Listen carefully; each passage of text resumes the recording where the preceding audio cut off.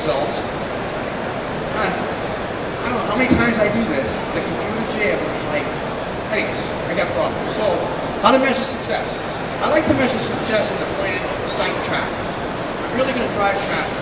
In my Google Analytics, I can actually see that Twitter is driving more traffic than Facebook, or YouTube, or maybe Google AdWords, right?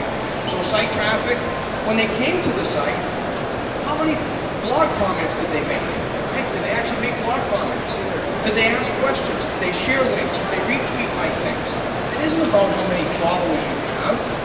It's about how many followers that are relevant to you and your business that you're trying to reach out to and engage with the conversation. Right? Share information with them.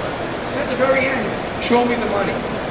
And that's why I like to have you get this presentation. When you look at that funnel, it doesn't happen overnight.